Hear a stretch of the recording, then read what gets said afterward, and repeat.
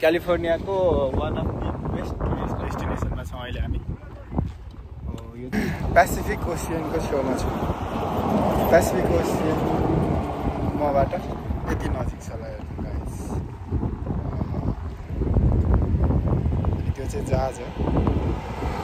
जहाज छ, साथी निस्किँदैछन्। हामी दुईजना चाहिँ चट्ट घुमेर निस्केर आएको यता। राम्रो हाई गर रमाइलो छ।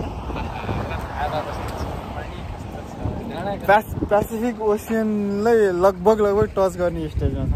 छुन नै मिल्दैन होइन। माथि हेर, अब हाम्रो नेपालमा चाहिँ के छ भन्दाखेरि डाँडा डाँडाको मान्छेहरू चाहिँ सबै चाहिँ तल आएर चाहिँ घर बनाउँदै बस्दै गर्ने चलन छ। यहाँ चाहिँ अब पुरै डाँडा डाँडामा यसरी घर बनाउँछ नि।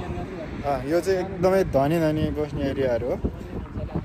सामान्य मान्छे जुन नर्मल आम्दानी हुने मान्छेहरू हुन्छ उनीहरूले चाहिँ यो ठाउँलाई अफोर्ड गर्नै सक्दैन।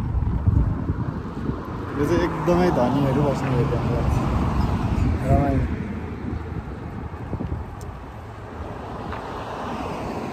पेसिफिक ओसियन होइन। अनि त्यो चाहिँ के हो अरे? यो चाहिँ सान फ्रान्सिस्को सिटी बे ब्रिज होइन। ओके, अल्काट्राज भनेको चाहिँ यो त्यहाँ हो, त्यो सानो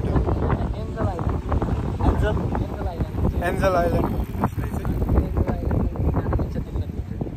ए हो र?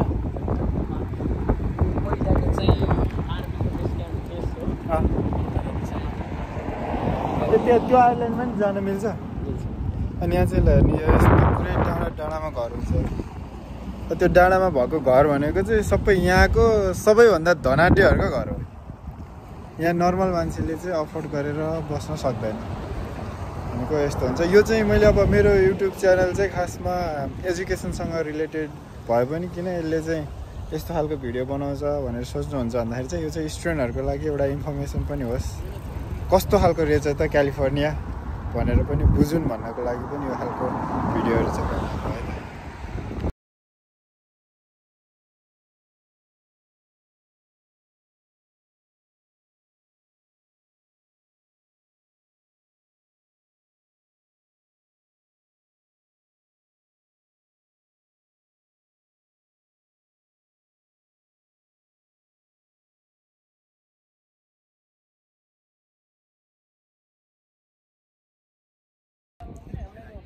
म चाहिँ अहिले ठ्याक्कै पोइन्ट बोनिटा भन्ने ठाउँमा आइपुगेँ।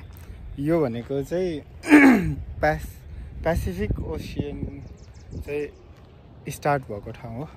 अब यहाँदेखि यसलाई चाहिँ के भन्न मिल्छ भन्दाखेरि अलमोस्ट पृथ्वीको एन्ड भन्न पनि मिल्छ। यहाँदेखि उता भनेको अब डाइरेक्ट समुद्र नै समुद्र हो। त्यसपछिको सबैभन्दा नजिकको देश भनेको जापान पर्ने रहेछ है त। भनेपछि हामी अहिले पृथ्वीको अन्तिम केन्द्रबिन्दुमा छौँ भन्दा पनि खासै फरक नपर्ला है त। ल हेर्नुहोस् गाइस, पृथ्वीको अन्तिम केन्द्रबिन्दु।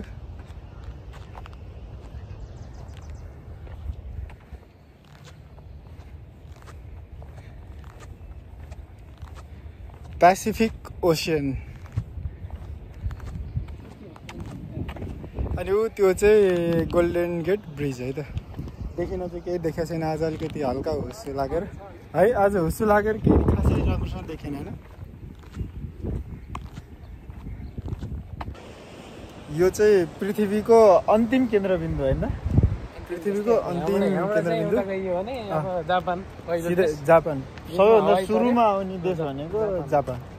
भनेपछि अमेरिकाको यसलाई अमेरिकाको के भने पृथ्वीको अन्तिम भाग। वेस्ट भनेर चिनिन्छ यसलाई। वेस्ट नै भन्छ। वेस्ट कोस्ट वेस्ट नै भनेर चिनिन्छ ल। यहाँ चाहिँ अब इस्ट, अब यहाँ जाने भनेको इस्ट हो। इस्ट चाहिँ अब तिम्रो पहिलो कन्ट्री भनेको जापान हो। पहिलो कन्ट्री जापान होइन।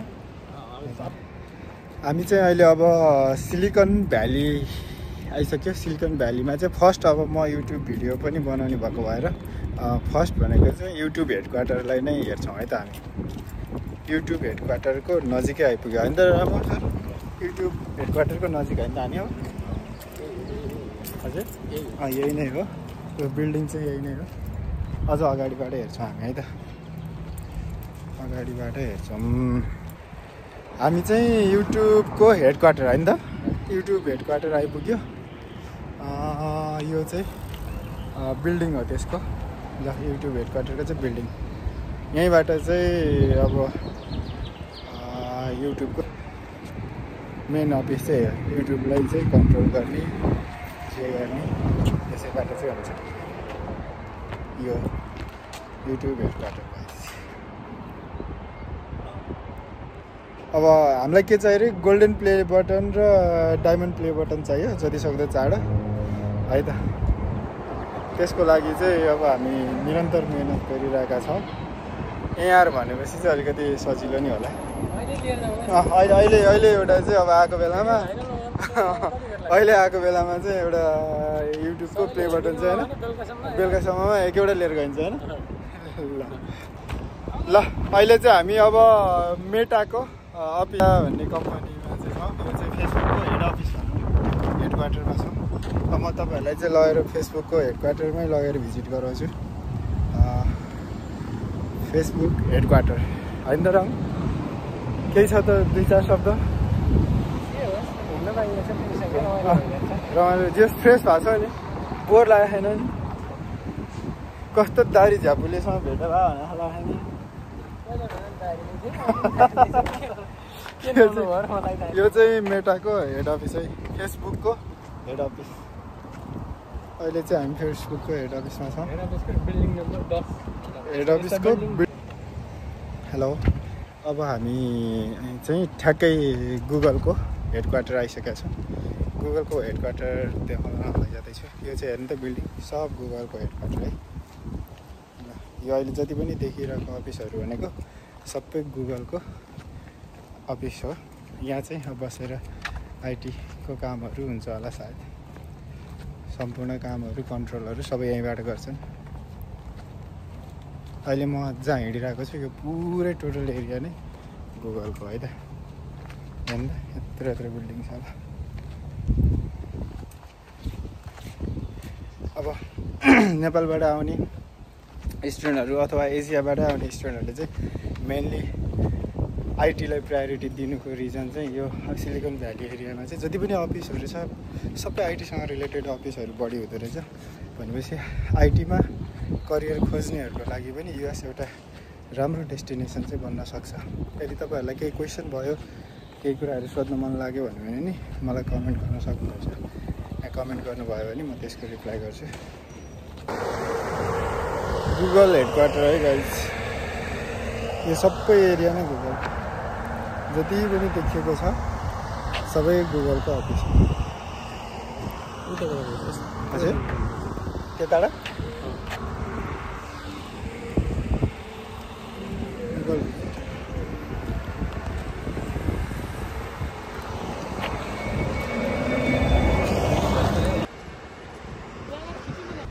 यो भ्लगमा चाहिँ मैले कम्प्लिटली सिलिकन भ्यालीको एरियामा भएको जति पनि आइटी अफिसहरू छ त्यो कुराहरूलाई चाहिँ मैले देखाउनलाई ट्राई गरिरहेको छु। भोलि पर्सि कुनै टाइममा स्टुडेन्टहरू पनि क्यालिफोर्निया आउनुभयो, यतै बस्नुभयो भने नि यो ठाउँहरू चाहिँ भिजिट गर्न सक्नुहुन्छ। अथवा तपाईँहरू आइटीमा इन्ट्रेस्टेड हुनुहुन्छ, त्यसमा करियर बनाउन खोजिरहनु भएको छ या आइटीसँग रिलेटेड पढिरहनु भएको छ भने नि यस्तो खालको कम्पनीहरूमा चाहिँ तपाईँहरूले करियर अपर्च्युनिटीको रूपमा पाउन सक्नुहुन्छ। अहिले चाहिँ यो देखिरहेको भनेको चाहिँ गुगलको हेड क्वार्टरको मेन इन्ट्रान्स निरको चाहिँ एउटा सिम्बल हो। एक्ज्याक्टली के हो चाहिँ यो थाहा भएन है, के हो भन्ने कुरा थाहा भयो त? जस्ट लोगो मात्रै भन्यो भने तिनीहरूले यो चाहिँ एउटा आर्ट भन्छ है गुगल हेड क्वार्टरको अगाडिपट्टि साइडमा भएको एउटा। केही न केही यसको मिनिङ छ कि छैन चाहिँ थाहा भएन म अहिले, तपाईँहरूले पत्ता लगाउन पनि सक्नुहुन्छ। वान वाज राइटिङ इन्भेन्टेड, यसमा चाहिँ धेरैवटा कुराहरू यसो राखेको रहेछ।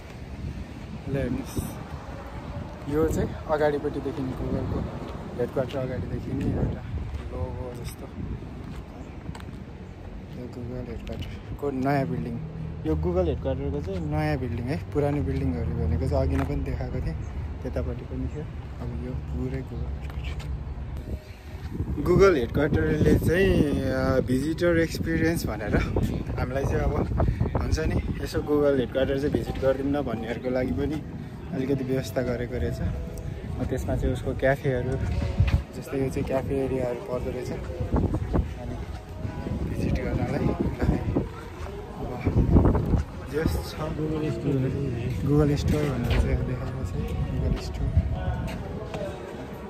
गुगल हेडक्वार्टरको क्याफे एरियामा छौँ है त हामी यो लोगोको बारेमा त थाहा पाइसक्नु भयो होला नर्मल्ली जहाँ पनि गुगल भन्न साथै देखिने बिल्डिङ अनि उहाँ चाहिँ मेरो दोस्त साथी हजुर भ्लग हो यो चाहिँ होल एरिया भनेको गुगलकै सबै जति आँखाले भ्याउँछ त्यो सबै गुगलको नै अफिस हो अनि नर्मली जुन त्यो गुगल भनेर चाहिँ हामीले देखिरहने हुन्थ्यो नि त्यो फोटोहरूमा त्यो चाहिँ यहाँनिरको चाहिँ फोटोलाई देखिने हो है त गाइस ल धन्यवाद